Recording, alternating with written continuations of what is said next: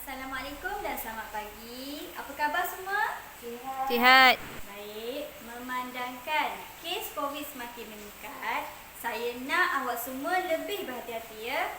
Sebelum kita mulakan kelas hari ini, saya nak awak saksikan dulu video yang saya tayangkan. That's so cool, Eric. Yeah, pretty so sweet. why does the room need to expand like that? Well, different size air conditioners cool different size rooms, so we change the size of the room to test different air conditioners. So what are you doing here now? So these are thermocouples. Each one of these points takes a temperature at a different point in the room, right? So you get the air temperature by the ceiling, down here by the floor, and we have a bunch of these throughout the room. We average all those temperatures together to get the average for the room. For the comfort test, we raise the temperature of the chamber to 90 degrees with nearly 60% humidity. And we also keep track of how quickly an air conditioner can get the whole room down to that temperature that you set it at. So you come home from work, you're all hot and sweating, you're like, I gotta turn on the AC. How quickly does that happen, right? And we take all that information and turn it into the comfort test score for our ratings. Consumer Reports has some general sizing guidelines to help you choose the right AC unit for your space. Small air conditioning units range from 5,000 to 6,500 BTU, and they cool roughly 100 to 300 square feet. They cost about $150 to $250. Medium-sized air conditioners have a capacity that ranges from 7,000 to 8,200 BTU, and cool rooms that are 250 to 400 square feet, and they cost around $200 to $400. Large ACs range from 9,800 to 12,500 BTU. They cool a room between 350 and 650 square feet. They cost between $350 and $600. So what you're saying, Eric, is that the right AC for me is dependent on the size of the room. Bigger is not always better. You want the correct size AC. If you have really high ceilings, you'll want to factor that in. Windows that face south and the sun is always coming in, that'll make the room hotter. You'll need a bigger AC for that. All these things kind of factor into the size of AC you want. How does an AC actually cool a room? Oh, that's a great question, Jack. And I know just the guy to handle it. Dr. James Dickerson, our Chief Scientific Officer. Jadi kelas, selepas tengok video tadi, apa yang awak semua faham? Saya faham video tu cuba menunjukkan situasi pekerja sedang menerangkan tentang aircon kepada pelanggan dia. Baik, terima kasih Anis. Okey, video tadi sebenarnya saya ingin menggambarkan kepada awak semua tentang bagaimana seorang pengurus penyaman udara melayani keperluan dan kehendak pelanggan mengikut cita-rasa mereka. Jadi, tajuk pembelajaran kita pada hari ini adalah perhubungan pelanggan. Jadi kelas, apa itu analisa keperluan pelanggan? Apa? Dalam analisa keperluan pelanggan, awak kena mahir dalam mengurus pelanggan kerana setiap pelanggan ni mempunyai cita rasa, kehendak yang berbeza. Contoh, awak lain, dia lain. Jadi, awak sebagai pengurus kena tahulah cara nak analisa pelanggan ni. Terutama dalam bidang perkhidmatan servis penyaman udara. Okey, seterusnya kita pergi kepada langkah-langkah. Dalam analisa keperluan pelanggan ni, terdapat 4 langkah yang awak perlu tahu sebelum awak nak buka sesuatu syarikat. Dalam 4 langkah ni, langkah pertama adalah kenal pasti keperluan dan kehendak pelanggan. Apa itu keperluan? Apa itu kehendak? Keperluan tu contoh dia adalah tempat tinggal, makanan, minuman. Dengan adanya kehendak pula, kehendak inilah yang akan memenuhi keperluan manusia. Jadi, bila ada kehendak, masa inilah awak boleh nak buka sesebuah syarikat.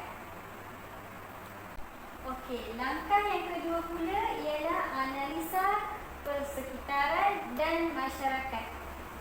Dalam analisa persekitaran dan masyarakat ni, awak kena buat satu Google Form ke, buat apa-apa kajian tentang sebuah penduduk tu. Dalam dia punya pendapatan, cita rasa dia, dia punya keinginan dia, kehendak dia. Benda ni sangat mempengaruhi kepada pembukaan perniagaan awak. Kalau contoh dia tak mampu, gaji dia kecil, jadi dia tak mampu nak beli aircon awak. Jadi analisa ni sangat penting sebelum awak nak buka. Okey, kita pergi kepada poin yang ketiga, iaitu menilai peluang perniagaan. Dalam menilai peluang perniagaan ni, awak kena sentiasa positif, sanggup mengambil risiko sama ada perniagaan awak tu akan berjaya ataupun gagal. Awak kena sangguplah mengambil risiko. Dan yang kedua, dari segi modal. Modal awak untuk nak buka perniagaan penyaman udara tu cukup ke tak? Berapa ribu yang perlu dikeluarkan? Dan yang ketiga, awak kena tahu juga perniagaan awak tu sah ke tak dari segi undang-undang. Semua tu berada di dalam menilai peluang perniagaan. Okey kelas, jadi langkah yang terakhir daripada 4 langkah ni iaitu merangka rancangan perniagaan. Dalam merangka rancangan perniagaan ni, awak akan buat beberapa kajian iaitu rancangan operasi, rancangan pentadbiran, rancangan keuangan dan juga rancangan dalam dari segi pemasaran.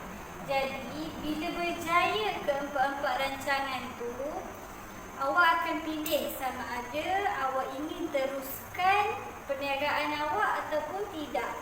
Jadi, keputusan untuk membuka perniagaan awak adalah terletak pada rangka rancangan perniagaan.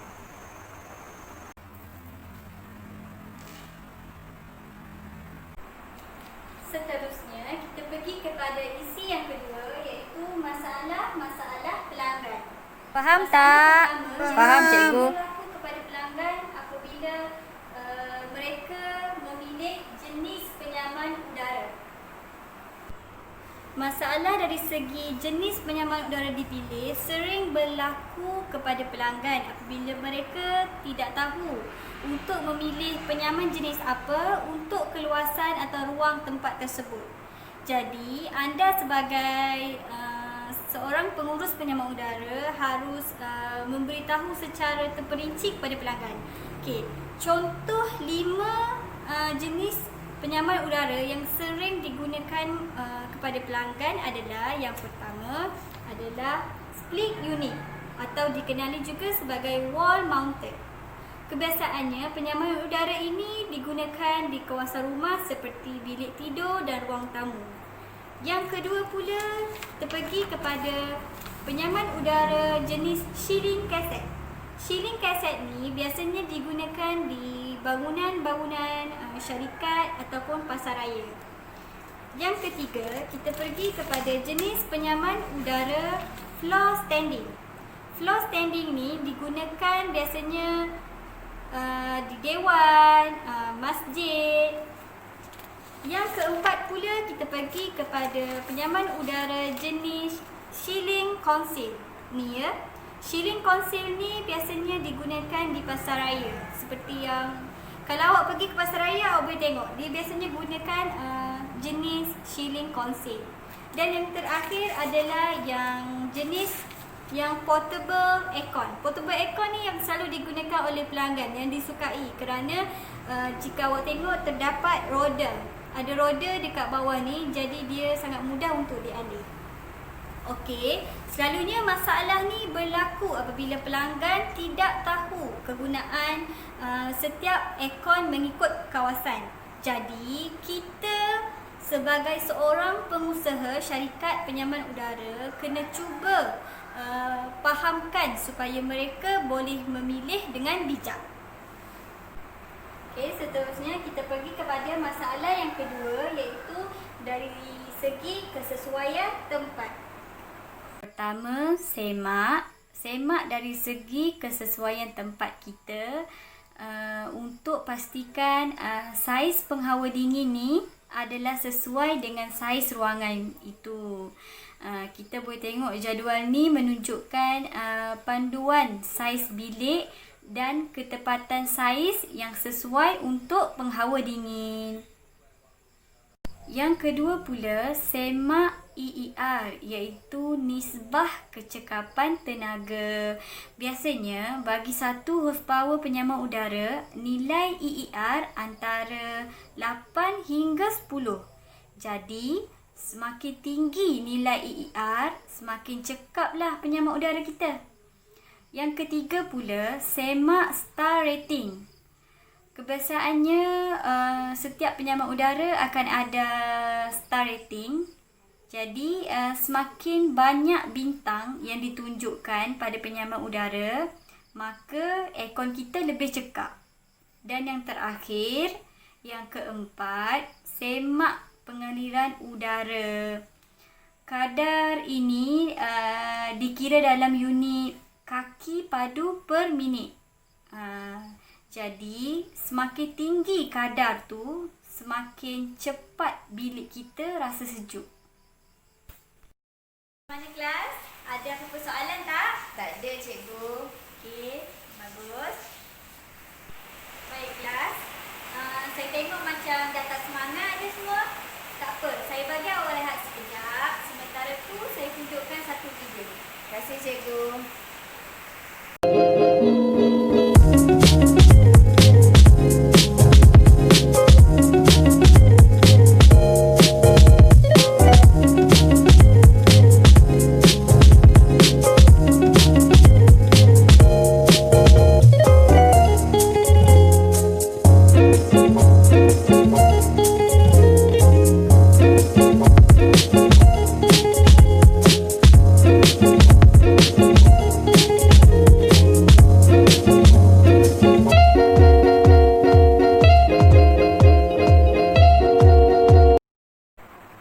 Okey kelas, sekarang kita pergi kepada isi yang ketiga iaitu sebut harga. Kita akan buat satu contoh penyediaan borang sebuah harga bersama-sama. Anda ditugaskan untuk memasang penyaman udara jenis split unit di bilik bacaan pelanggan. Sediakan sebut harga kos pemasangan penyaman udara. Rajah di bawah tu menunjukkan plan bilik bacaan iaitu 8 kaki kali 20 kaki. Jadual ni menunjukkan harga semasa split unit pada tahun ini iaitu 2020, di mana kita boleh tengok saiz bermula dari 1.0 horsepower hingga 2.5 horsepower dengan harga yang telah dinyatakan. Sekarang kita tengok kepada kos upah pemasangan. Jadi di sini disenaraikan harga upah pemasangan termasuk copper pipe, insulation, drain pipe dan testing untuk pemasangan biasa. Pemasangan biasa tu biasanya tidak lebih daripada 10 kaki. Kalau lebih daripada 10 kaki, satu kaki ke depan akan dicaskan sebanyak RM25. Jadi awak boleh tengok dekat sini jenis aircon 1.0 horsepower hingga 5.0 horsepower. Itulah adalah senarai harga secara penuh untuk pemasangan copper pipe, insulation, drain pipe dan testing. Ini merupakan contoh borang sebut harga. Dinyatakan di situ adalah jenis unit. Jenis unit ini adalah berdasarkan cita rasa pelanggan ingin menggunakan jenama Panasonic ke, York ke, Epson ke. Tarikh pemasangan pula adalah tarikh pemasangan penghawa dingin dijalankan. Keluasan bilik pula adalah panjang kali lebar seperti yang dinyatakan dalam plan bilik bacaan tadi. Keupayaan unit pula kita akan sama-sama kira sebentar lagi. Tempat pemasangan iaitu bilik bacaan dan yang terakhir harga unit ditambah dengan pemasangan iaitu harga sesebuah penghawa dingin yang dipilih disertakan dengan tambah upah pemasangan. Okey kelas, sekarang kita masuk kepada cara pengiraan untuk keupayaan unit. Ini merupakan rumus pengiraan bagi keupayaan unit iaitu P panjang kali lebar L kali 60 bahagi dengan 10,000. Jadi, bila awak akan dapat jawapan dia dalam bentuk horsepower. Okey kelas, kita akan buat soalan pengiraan bagi keupayaan unit untuk soalan tadi, iaitu diberi plan bilik bacaan sebanyak 8 kaki kali 20 kaki, iaitu mewakili panjang kali lebar. Jadi saya akan pilih random pelajar untuk menjawab soalan ini. Farah dan Risha? Okey.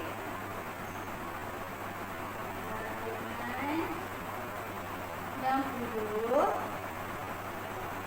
Okey, bagi 10,000. Okey, berapa jawapan?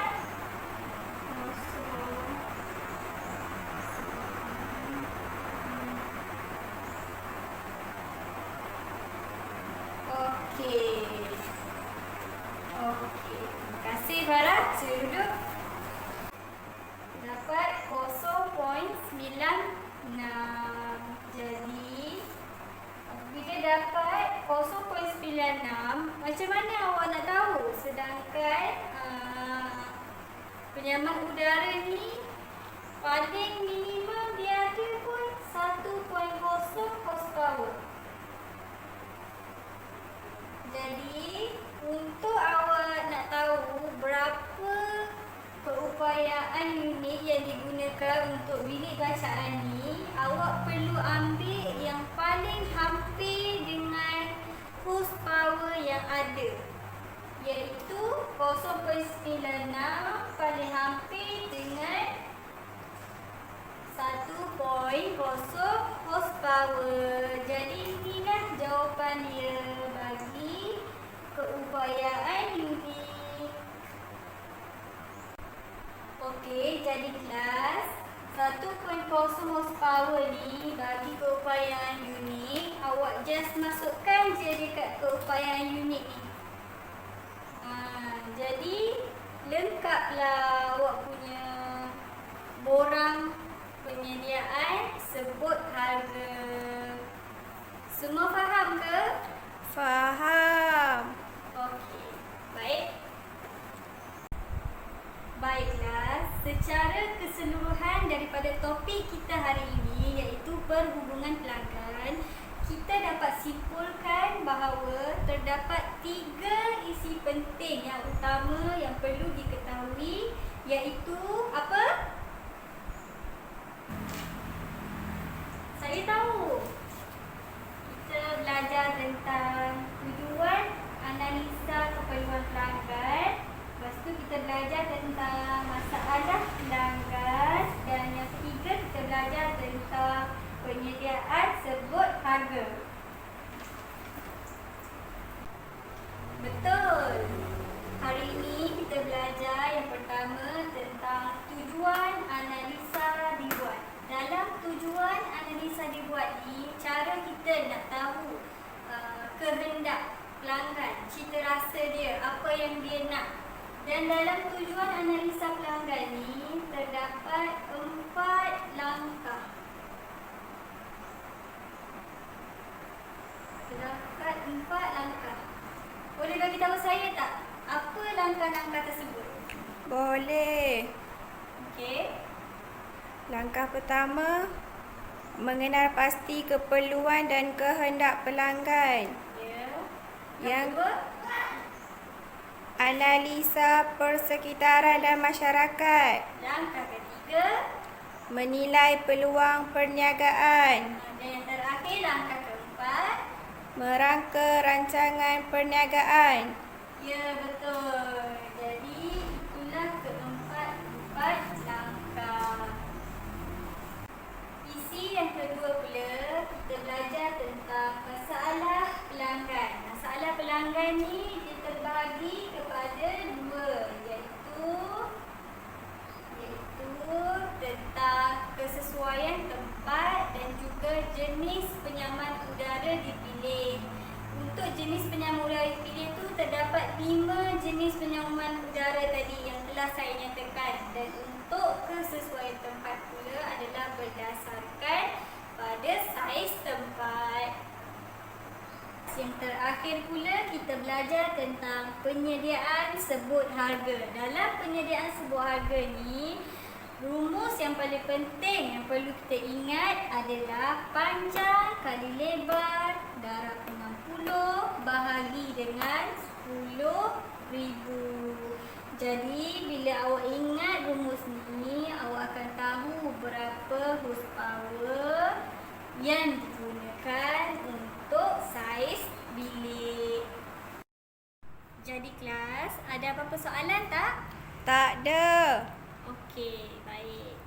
Di tangan saya ni adalah soalan pengukuhan yang perlu awak semua buat. Awak semua dibenarkan untuk berbincang dan sila hantar kepada saya pada kelas minggu hadapan. Jelas tak semua? Jelas, cikgu. Sebelum saya akhiri pengajaran saya pada hari ini, semoga ilmu yang saya sampaikan dapat dimanfaatkan, dan satu kata-kata akhir daripada saya, kejayaan akan tercipta dengan adanya usaha pada masa sekarang, bukannya esok hari. Baik kelas, Assalamualaikum dan kita jumpa pada kelas minggu hadapan.